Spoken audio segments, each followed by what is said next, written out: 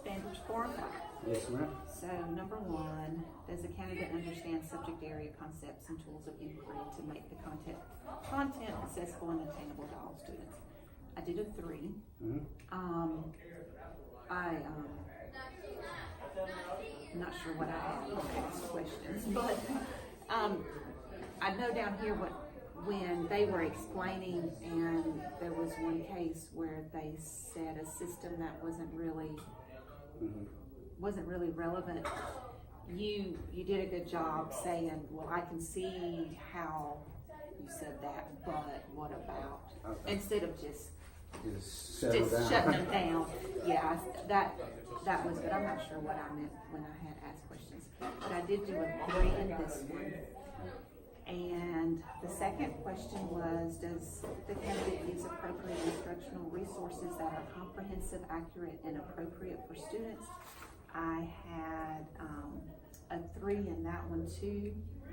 The only thing I said, there wasn't a lot of technology, but you did, at the end, you did tie in with Google Classroom. And the only thing I could see to add to that one was maybe have some visuals. Yeah, I'm not sure what they had on their desk, but maybe like just reminders, or instead of them having to think about everything. Yeah, like on the PowerPoint, I know each system we have that little picture of the body, that just so they kind of to reference and maybe jog their memory. Like excretory and endocrine, they both sound alike, and they both kind of do the same thing, but they're really different. They're really different, but just so they can kind of, especially for your visual learners, just to see. With the tech, last week, I did order tech, but I didn't get it until like Thursday. So I had to just rearrange my whole approach to it. So. And that's unreal. And then if it was like whatever day that was, that we didn't even have internet. Yeah. Standard 5. Does the candidate design and implement student projects to guide students in analyzing the complexity of an issue? Again, there was that little piece about technology, so it's a 2, really a 2.5, but I'm not sure how the rubric's gonna let me make it. Because you did everything up here, I felt like it was really good with real life. There weren't any interdisciplinary, but the next step could have been, instead of having the group come up and present when you were questioning, what you could have done is let them create some type of presentation. Okay. And do it that way, and that way you could teach them how to use technology in the presentation, and they would have some writing. Okay. Some physical writing. Now, so before you said it, so what is interdisciplinary? All right, interdisciplinary is when you incorporate, it's old-fashioned thematic units. Okay. So when you incorporate all areas of learning. You try to bring in English, you try to bring in math, you try to bring in history, and tie it all in so that students see that science is not just science.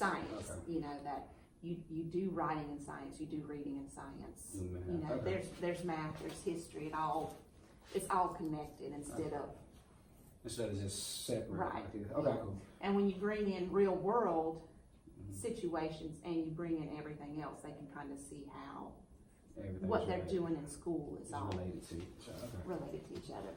Now, one thing that I do with different presentations, just to get the kids away from slides, PowerPoint, is go online and look for presentation models like Prezi, Powtoon, Voki, just so that the kids, they're learning something new with technology and also presenting the information. And you're not so bored. Give your mind a little, you're not looking at 20 slides a day. Okay, and then the last question was tying it in with real world, and I gave that a 3 definitely. we're a little bit weak in the interdisciplinary things, but we talked about how you could, how you could fix that. But, you probably noticed the kids were a lot more engaged. Yes.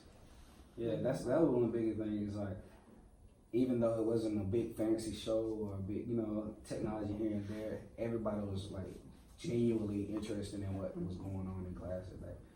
And we get away from that so much. So right. I had a good time with just, just having a dialogue in class. Yeah, and they were all engaged. Like you had a legit whole class discussion. There wasn't this table that was zoned out. They were all engaged because it was something that related to them. Yes, ma'am. They could identify with parts, if not all, of the different scenarios. They knew what it was like to be hungry, what it was like to sweat, what it was like to be cold. They could identify, and then they wanted to know, well, what would happen if? There's a lot of what ifs, and so it fueled the academic conversation. Right. Sometimes it's so hard to get them on an academic conversation. Exactly, and the whole class. Yes, ma'am. So, even though you didn't have technology and all, but that was really good to see. I felt like you really did well on that one. Thank you. All right, did you have anything else? I know the next the next video, 6, 7, and 8 has to be done. I'm gonna get on that soon. Okay. Just gotta just do a little planning and get a little things together and get that video done. Okay. All right. Thank you. I appreciate you.